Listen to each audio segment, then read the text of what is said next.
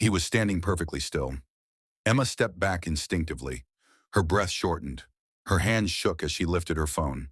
When she looked again, he had moved a little closer, without any sound, without any visible step. She ran back inside, locked the door, and slept with the lights on. The next morning she convinced herself it was fatigue, maybe even a hallucination. But deep down she knew it wasn't. She had seen his eyes. Those eyes were real. She tried telling her friend Marcus in Seattle, but he laughed it off. "Emma, you travel too much. Jet lag messes with your head." She didn't push further. Because how do you explain something you can't explain yourself? But the world around her kept getting stranger. In Denver airport, she saw a gray silhouette reflected behind her in a glass wall. When she turned around, no one was there. In Miami, she heard footsteps behind her in an empty parking lot. Slow, heavy, echoing. But the moment she turned, the footsteps stopped. In Boston, she woke up in her hotel room at 3 a.m. and saw a tall shadow standing outside her window on the fire escape. But when the lights came on, the shadow vanished like mist. It wasn't just sightings anymore. It was patterns. He was always there whenever she traveled, whenever she was alone, whenever she let her guard down. And then came San Francisco. Emma arrived for a 3-day photo assignment. The city was foggy, cold, and unusually quiet that week. Her hotel was near Fisherman's Wharf. She tried to distract herself, bearing her fear under work. But the second night, everything changed. At 2:14 a.m., someone knocked on her hotel door. 3 slow knocks. Not loud, not urgent, just unnatural. She froze in her bed, heart pounding so loud she heard it in her ears.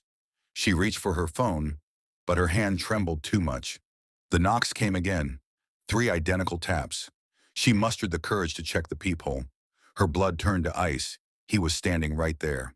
The gray coat, the same stillness, the same dead, expressionless eyes staring directly into the peephole. And then, he smiled. It wasn't a normal smile. It stretched too long, too slow, too wide. Emma stumbled backward, tears in her eyes, breath shaking. She called hotel security. They arrived in minutes, but the hallway was empty. No sign of him, no camera footage, nothing. The next morning she checked out without finishing her assignment. Her life became a nightmare after that. She stopped traveling. She stopped posting her photography online. She barely left her Seattle apartment. But even inside, the feeling never left. Some nights she woke up with the sense that someone was standing in the corner of her room, watching her breathe. Her therapist insisted it was trauma mixed with travel-induced anxiety. But then a letter arrived. No stamp, no name. Just slid under her apartment door. Inside was a single photograph, a picture of her, taken from behind, while she stood at Pike Place Market. The angle was far, but perfectly framed. In the corner of the photo, he was standing, closer than she remembered, clearer than ever. And unlike before, his eyes weren't blank. They were focused, locked on her, almost human. On the back of the photo, there were 4 words written in messy handwriting. "I am getting closer." Emma dropped the picture and ran out of her apartment. She went straight to Marcus's house, shaking uncontrollably.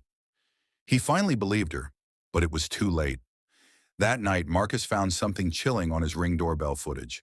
While Emma slept in the guest room, a tall man in a gray coat stood on the sidewalk outside the house for 3 hours straight, not moving, not blinking, just waiting. Marcus called 911, but when police arrived, the sidewalk was empty.